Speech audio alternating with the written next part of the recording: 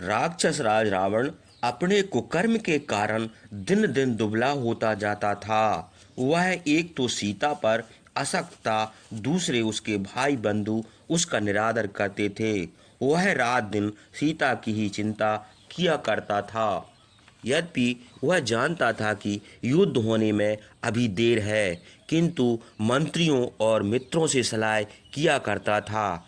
एक दिन मणि जड़ित सुवर्णमय उत्तम रथ पर बैठकर सभा भवन को चला। उसका रथ बादलों के गरजने के समान घरघराता था। रथ के आगे ढाल तलवार लिए बहुत से राक्षस चले। उसके आगे पीछे बड़े बलवान राक्षस अनेक प्रकार के आभूषण पहने गधा, परिध, शक्ति और तोमर आदि अस्त्र शस्त्र लिए घोड़ों पर सवार होकर चले। शंख और नगाड़े बजने लगे। महारथी रावण के सिर पर पूर्णमासी के चंद्रमा के समान उज्ज्वल छत्र शोभित था। दाहिनी ओर बाईं ओर मणि जड़ित सुवर्णमय चौवर शोभित थे।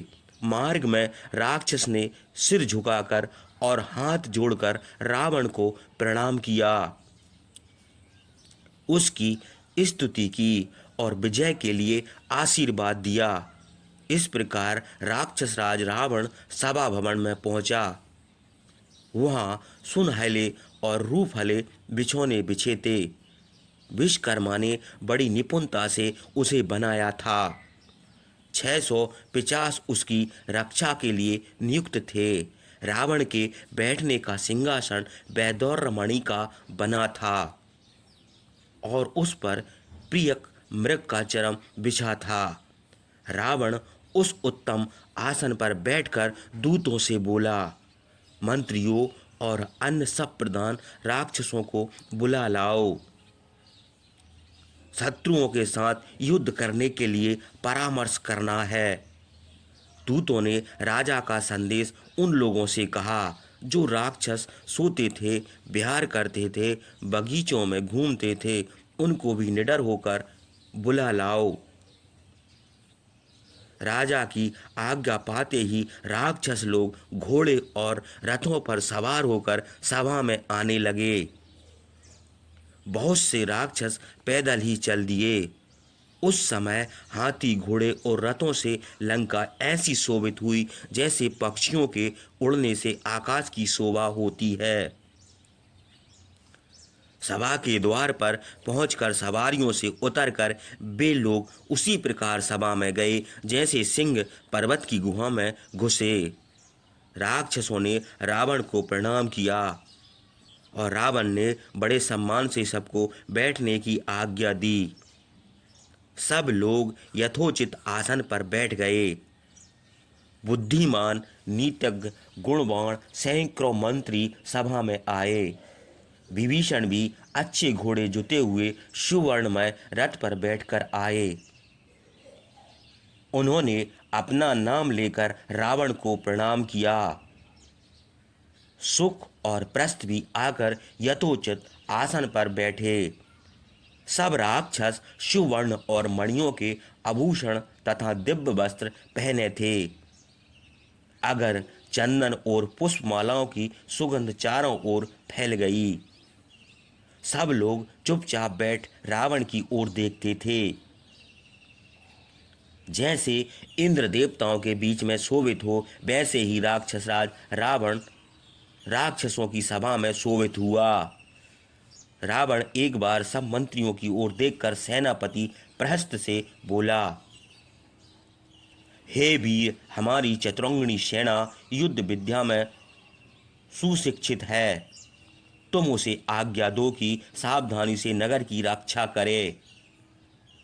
प्रस्थ ने रावण की आज्ञा से लंका के बाहर और भीतर स्थान स्थान पर सेना नियुक्त की और फिर रावण के सामने आकर बोला, राजन, मैंने आपकी आज्ञा से नगर के बाहर और भीतर सेना नियुक्त कर दी है। आप निश्चिंत होकर अविष्ट काम कीजिए। राज के हितैषी प्रस्थ की बात सुनकर रावण ने मंत्रियों से कहा, देखो, विपत्ति के समय प्रिय अप्रिय, सुख दुख, हानि लाभ और हित अहित का ध्यान रखना तुम लोगों का कर्तव्य है। तुम लोग हमेशा से आपस में सलाह करके काम करते हो। तुम्हारी सम्मति से किया हुआ काम कभी निष्फल नहीं हुआ। हम तुम्ही लोगों की सहायता से राज्य लक्ष्मी का भोग करते हैं। अपना अभिप्राय तुम लोगों से कहना चाहते हैं, किंतु शस्त्रधारियों में श्रेष्ठ महावीर कुंभकर्ण 6 महीने से सोते थे, इसी से हमने कुछ नहीं कहा।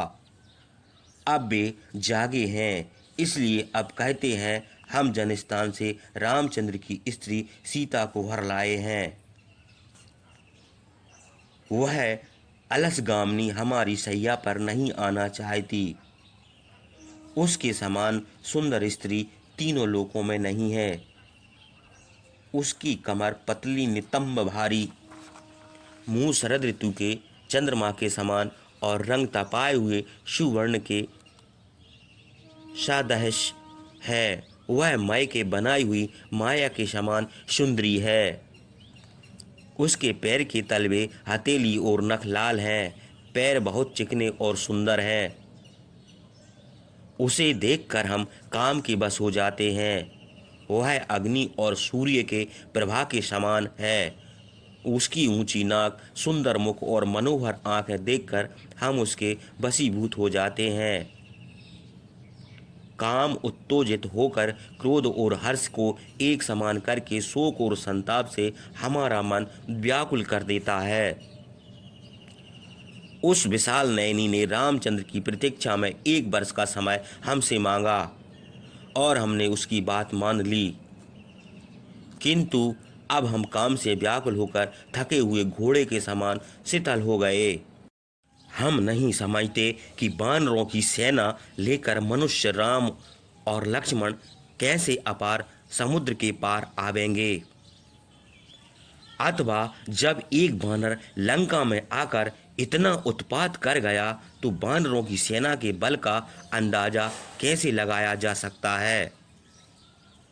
इस विषय में आप लोग भी अपनी सलाह दीजिए।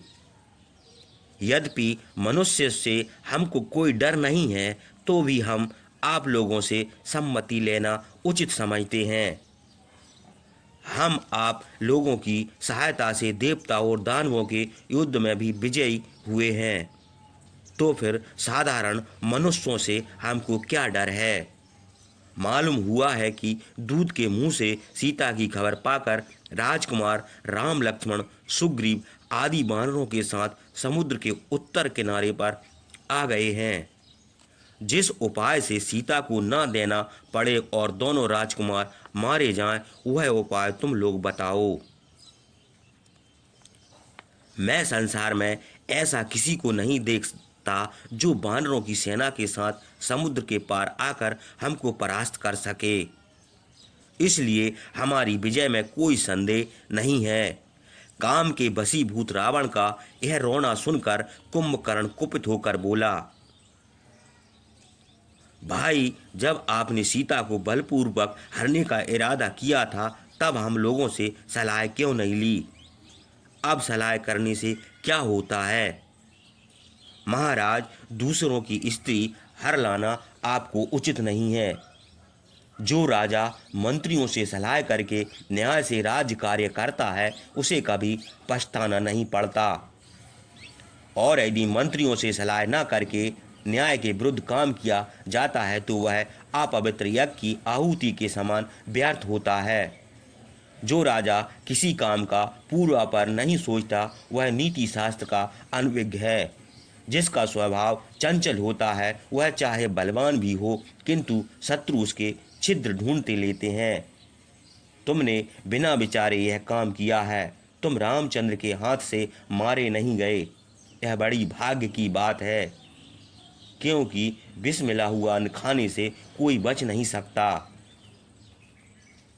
यद्यपि तुमने बड़ा अनुचित काम किया है, किंतु हे निष्पाप, मैं तुम्हारे शत्रुओं को मारकर तुम्हारी घबराहट दूर करूंगा।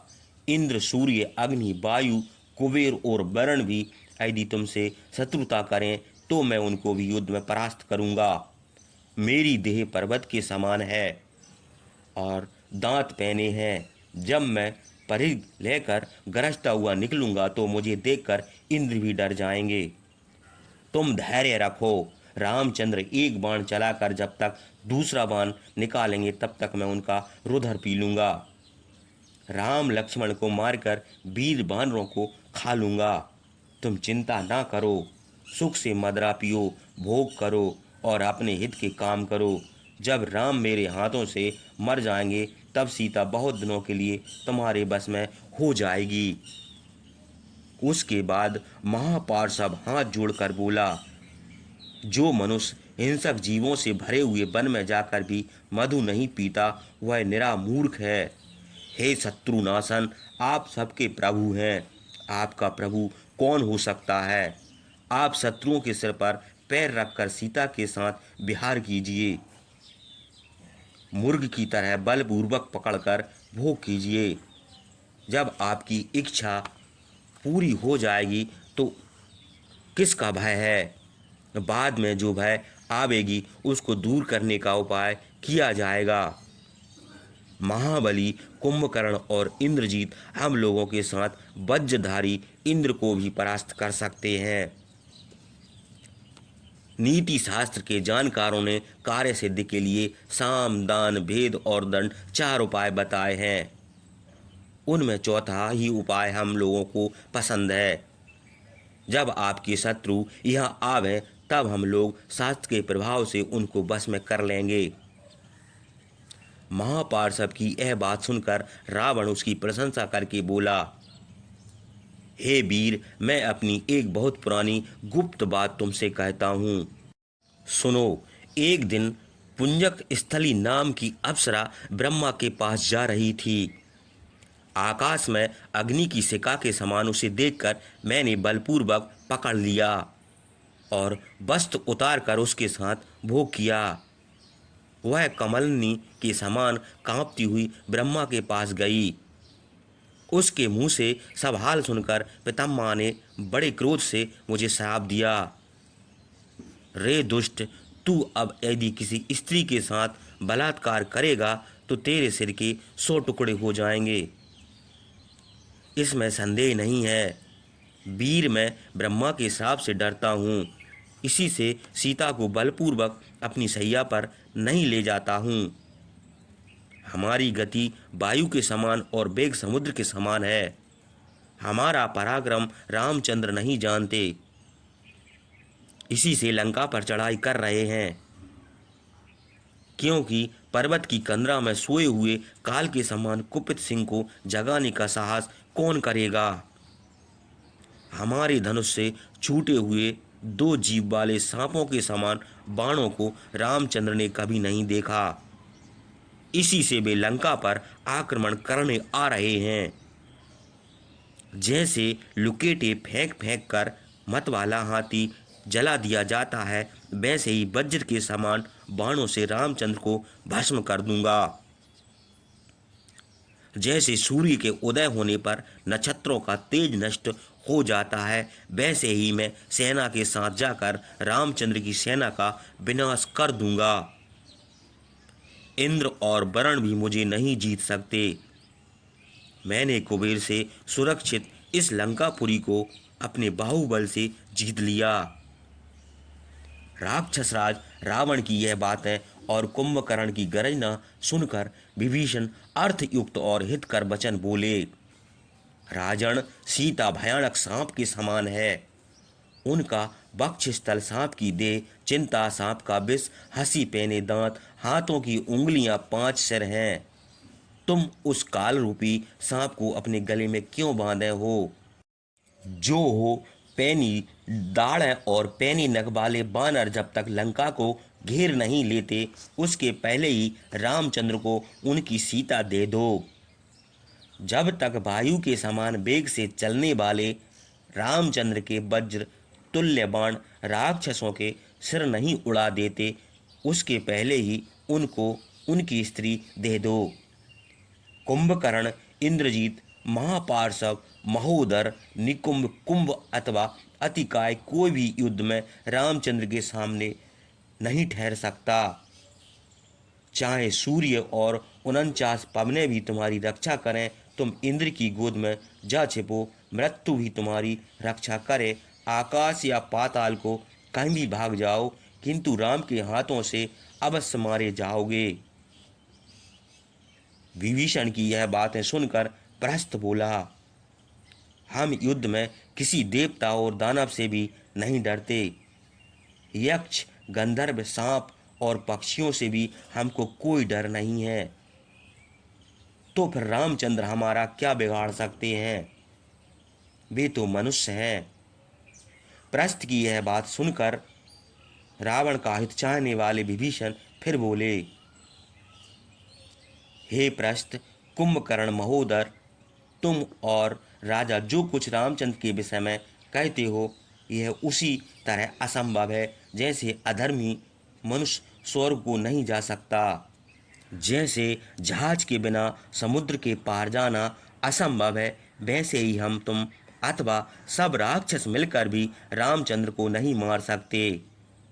धर्मात्मा रामचंद्र महारथी हैं, देवता भी उनको परास्त नहीं कर सकते। हे प्रस्थ, रामचंद्र के कंक पत्र बाण तुम्हारे शरीर को भेद कर अभी निकल नहीं गए।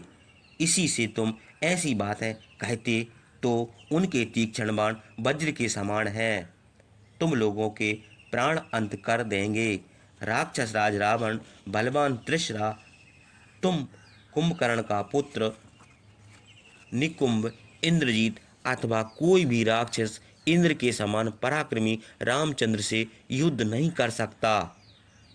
देवांतक, नारांतक, अतिकाय, अतिरथ और अकंपन भी युद्ध में उनके सामने नहीं ठहर सकते। राक्षस तो व्यसनी है, ये अपनी बुद्धि से विचार कर काम नहीं करते, और तुम लोग इनके मित्र रूपी शत्रु हो। तुम्हारी सलाह में चलने से राक्षसों का विनाश होगा। रामचंद्र से विरोध करना 1000 फन वाले शेषनाग से गिर जाने के समान है। तुम लोग उस नागपाश से इनको बचाओ। हम लोगों के राजा राम रूपी समुद्र में डूबे जा रहे हैं, राम रूपी पाताल में गिरे जा रहे हैं। यद्यप तुम लोग मिलकर इनकी रक्षा करो, मैं अपनी सलाह बताए देता हूँ। राजकुमार रामचंद्र को उनकी सीता दे दो। इसी में राजा का, राक्षसों का, मंत्रियों का और इस नगरी का कल्याण है। जो अपना पक्ष और शत्रु पक्ष के बलाबल का विचार करके हानि लाभ को देखकर राजा को सलाह देता है, वही योग मंत्री है। बृहस्पति के समान बुद्धिमान विभीषण की ये बातें सुनकर राक्षसों में श्रेष्ठ इंद्रजीत बोला, आप डरपोक की तरह ये निथर्क बातें क्यों बकते हो? जो राक्षस के कुल में नहीं जन्मा है, वह भी ऐसी कायरता की बातें ना कहेगा। इस वंश में उत्पन्न सब राक्षस बलवान, पराक्रमी, शूरवीर, धैर्यवान और तेजस्वी हैं। ये गुण केवल आप में ही नहीं है। हे डरपोक, हम लोगों के सामने मनुष्य रामचंद्र की क्या गिनती है? एक साधारण राक्षस भी रामचंद्र को मार सकता है। तुम इस तरह हम लोगों को क्यों डराते हो? तुम जानते हो कि देवराज इंद्र तीनों लोकों के राजा हैं। हम उनको पकड़कर पृथ्वी पर ले आए। यह देखकर देवता डर के मारे इधर उधर भाग गए। हमने गरजते हुए ऐरावत को भी पृथ्वी पर गिराकर उसके 2 दांत उखाड़ लिए। सब देवताओं को भयभीत कर दिया था। जिसने देवता और दानवों का गर्व नष्ट कर दिया, वह साधारण मनुष्य राम लक्ष्मण को क्यों नहीं मार सकेगा? इंद्रजीत की यह बातें सुनकर विभीषण ने उत्तर दिया,